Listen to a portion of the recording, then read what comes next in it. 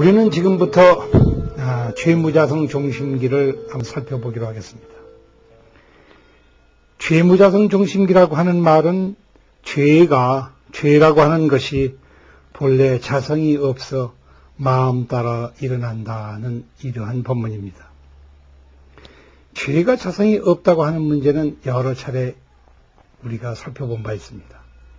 예를 들어서 우리는 십악과 십선을 대조시켜서 얘기를 했으며 모든 것을 대칭을 지어서 선이 있으면 악이 있고 좋은 것이 있으면 나쁜 것이 있듯이 반드시 죄를 지은 것이 있으면 착한 일을 하는 것도 반드시 있다. 십악에 대해서 우리는 십선행을 얘기를 했고, 그리고 탐진치 삼독에 대해서 우리는 계정의 삼학을 분명히 일렀습니다. 이러한 모든 것들이 다름 아닌 우리 마음자리에서 일어나는 가지가지의 미묘한 법문들입니다. 그렇다면 여기에서 우리는 반드시 짚고 넘어가야 할 문제가 하나 있습니다. 예컨대 살생이라고 하는 문제에 있어서 우리는 지금껏 죽이는 것이 살생인 줄 알았고, 그리고 죽인다고 하는 것이, 무엇을 죽인다고 하는 것이 그대로 죄라는 것에 대해서만 생각을 해보았지, 그 자체가 선이 될 수 있다는 것은 아마도 상상도 해보지 못했을 것입니다. 그러나 살생이 나쁜 것은 그것이 살생 그 자체 행위를 두고 이르는 말이 아니라 살생으로 말미암아 살생을 하는 그 마음이 다름 아닌 다른 마음을 불러일으키면서 곧장 부처님을 죽이는 이래로 연결되어지기 때문에 이것이 무서운 것이다.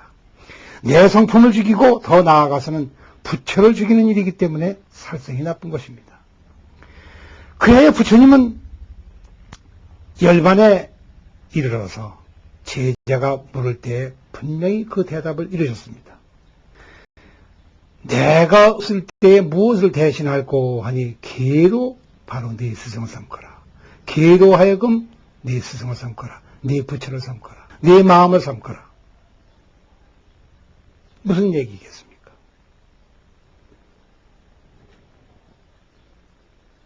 제 성품을 죽이는 것이 가장 큰 죄예요.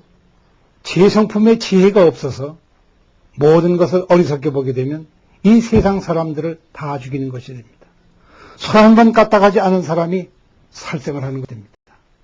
많은 사람들이 우리는 이와 같은 불평하는 것을 듣습니다.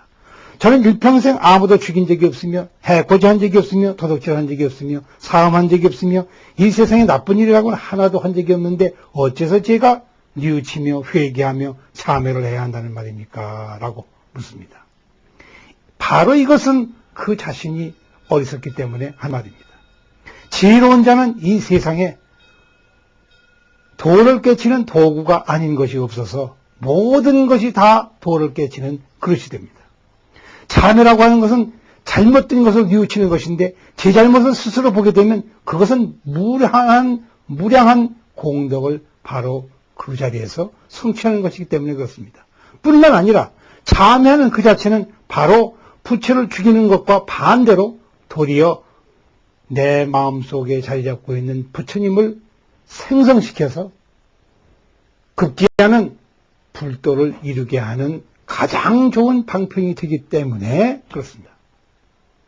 도적질도 마찬가지입니다. 우리가 남의 재물을 훔친다거나 남이 가지고 있는 것을 빼앗는다고 할 것 같으면 이것은 투도에 해당하지만은 제 성품을 속이고 몰래 남의 것을 훔치는 그 마음 때문에 그 사람은 부처도 죽이고 초사도 죽이며 제 자신을 죽이기 때문에 투도라고 불렀지만은 우리가 좋은 스승을 만나서 그리고 선지식을 만나서 그 앞에서 법문을 들으면서 저분이 하는 마음을 내가 송두리째 뺏어서 훔쳐서 내 것으로만 만들 수 있다고 할 것 같으면 이 사람은 이 세상에서 가장 훌륭한 사람이 됩니다.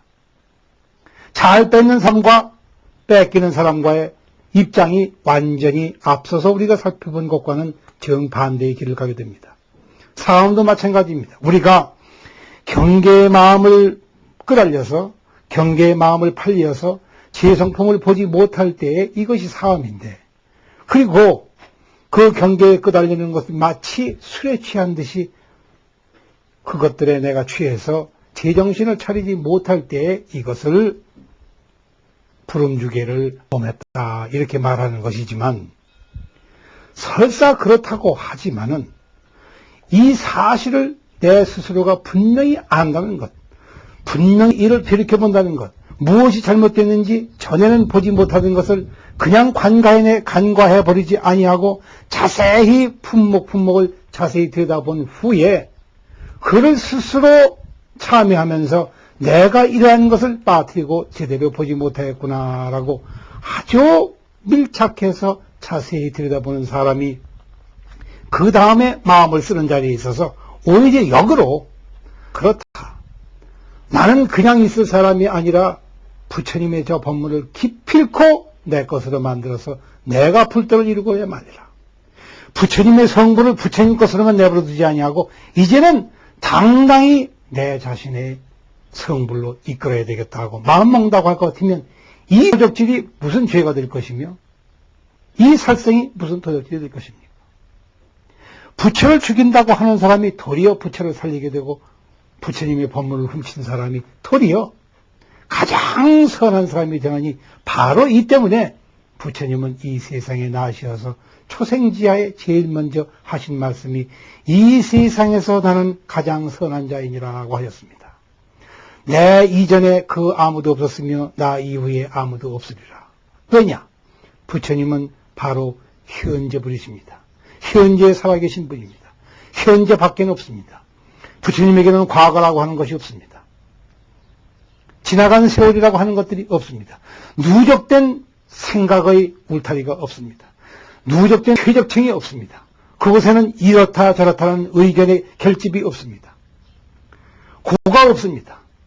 하나의 결과로서의 고도 없고 결과로서의 죄도 없습니다. 바로 이것을 두고서, 부처님의 그 마음 그 자체를 두고서 우리는 죄가 무자성이라 본래 자성이 없는 것이다. 그러나 자성이 없는 줄을 분명히 알면 그곳에는 한없는 환한 것들이 모조리 다 참회의 거리로 내 앞에 다가옵니다. 남에게 착하고 좋은 일 하는 것, 봉사한 것, 훌륭한 일을 하는 것이 도리어 부끄럽습니다. 왜 그러냐면 오른손으로 한 착한 일이 왼손에서 볼 때에는 또다시 하나의 누추한 사건에 불과하기 때문에 그렇습니다. 이 누추함을 알 때 저 오른쪽에서 한 착한 일은 더욱 빛이 납니다. 내가 착한 일을 했다는 마음을 먹을 때 바로 그것은 죄가 됩니다. 왜냐하면 착한 일이라고 하는 것은 마음을 먹는 법이 없거니와 스스로 그와 같이 마음을 먹을 때에 그 착한 일조차도 이미 죽어버렸기 때문에 그렇습니다. 죽어버리면 그것은 과거의 것이 됩니다. 다시 배꼽이 늪에 빠져버리고 맙니다. 다시 죄악의 늪에 빠져버리고 맙니다. 본래 이 세상에 죄라고 하는 것은 없는 것이지만 하나의 경계로 만들고 실체로 만들며 내 앞에 실제로 존재하는 것처럼 이를 생각하게 되면 저러한 것들은 모조리 죽어버리게 됩니다.